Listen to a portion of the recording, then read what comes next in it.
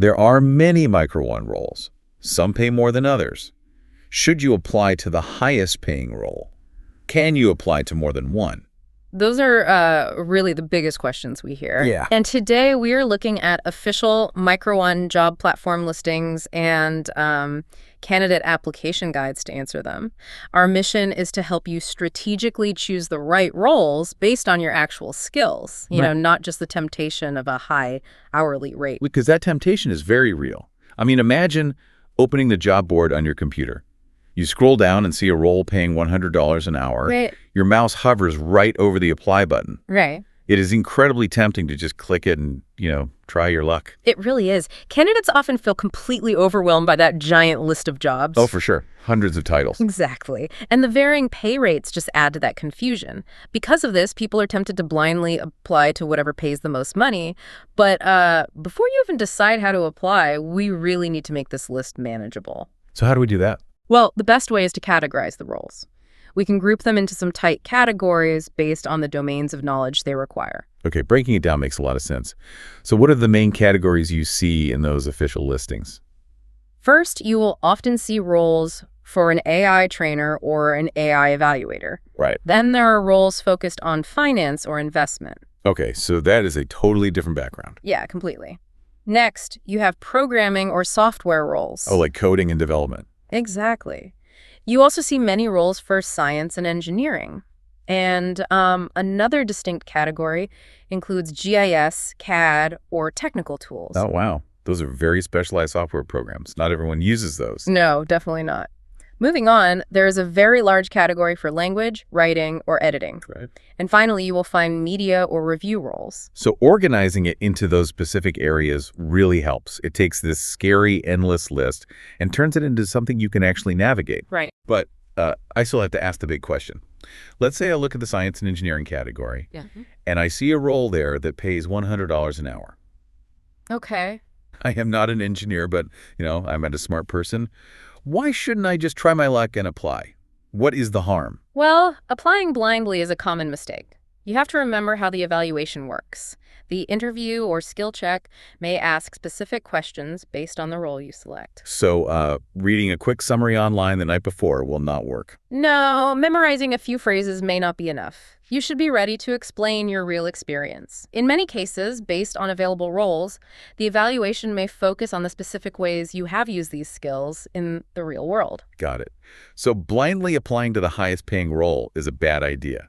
But does that mean you are restricted to just one single application? No, not at all. Candidates may apply to more than one Micro1 role. Oh, really? Yes, but you must do so strategically. The roles you choose should tell a clear, logical story about your background. A logical story? Yeah, your applications need to make sense together. Okay, I think I get this. It is kind of like building a sturdy house. Building a sturdy house requires actual tools you know how to use, right? Yeah. Not just a picture of a hammer. Yes, exactly. You cannot just show up to a site with the picture of a hammer and expect to build a wall. Applying for a job just because the pay is high is like holding up a picture of a hammer. That is a perfect way to look at it. You must bring real tools. And when you apply to multiple roles, they should require the same set of tools. Okay, can you give me an example of a good, logical story? What about someone with a background in mathematics? A good strategy there would be applying to math, physics, and computational science roles. Because they all use similar analytical tools. Right.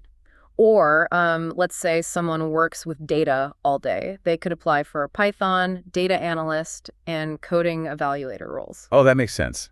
The story's clear there. What about the language category? If you have a background in languages, you could apply for Chinese language expert, copy editor, and translation reviewer roles. Okay. And for the business world? They might apply for finance analyst, accounting, and business analyst roles. Or if a candidate uses specialized mapping software, applying for CAD, QGIS, and technical design roles makes perfect sense. So all of those examples show a tight group of skills.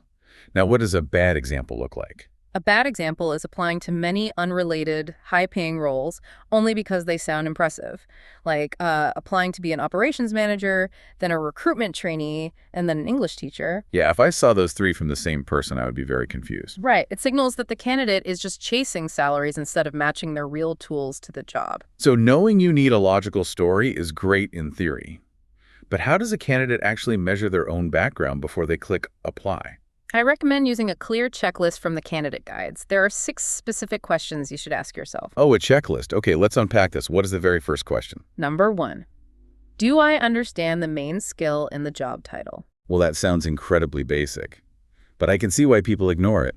If the title is confusing, you are already in trouble. Exactly. Stop right there if you don't know what it means. Okay. What is number 2? Number 2, have I used this skill in school, work, or real projects? Right. So watching a video about it does not count. You need hands-on time. Yeah, which leads to number 3.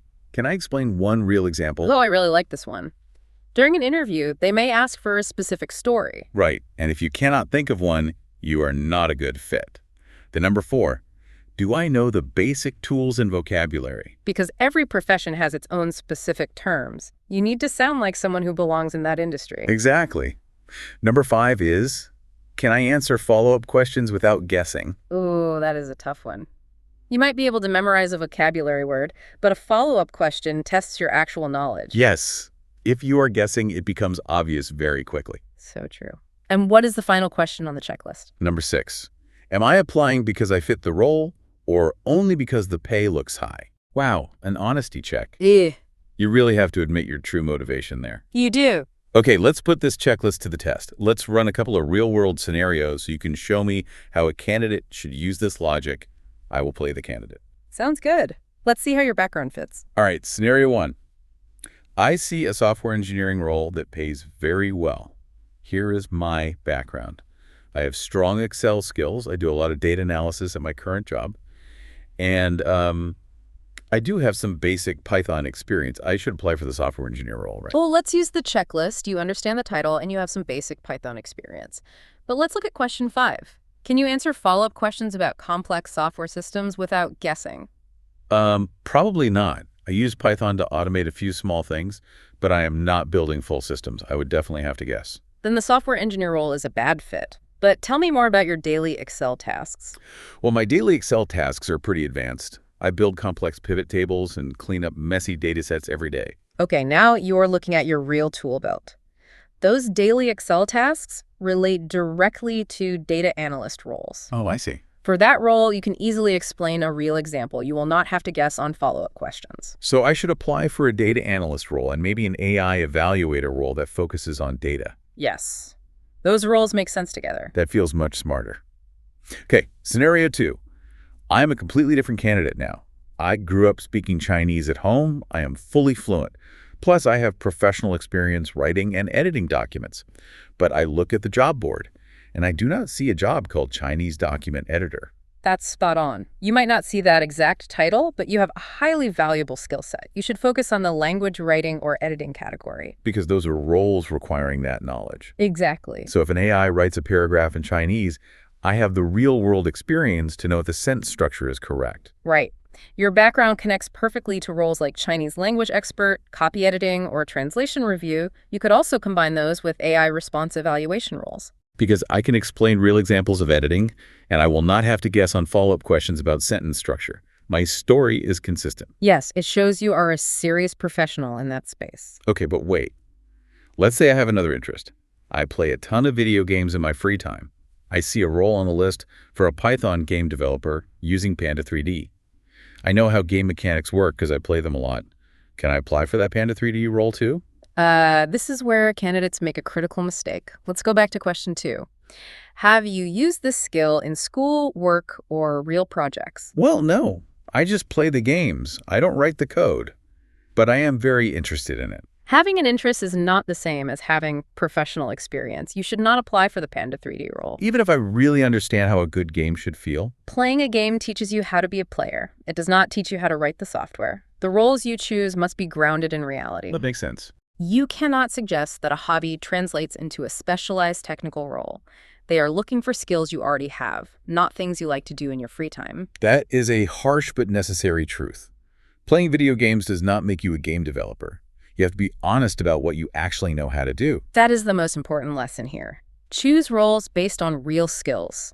Focus entirely on your real experience, school projects, actual work tasks, and the tools you can confidently explain. When you do that, the whole process becomes much less overwhelming. You can completely ignore the hundreds of jobs that do not fit your background. Exactly. You save yourself time and build a much stronger application. So it really is about treating the job board like a targeted presentation of your expertise. Yes. Which brings us to a final thought for today. If these AI systems are learning directly from the nuance of your real-world expertise and actual daily tasks, ask yourself, what is the one highly specific, ungoogleable skill you possess that an AI would genuinely need a human to teach it?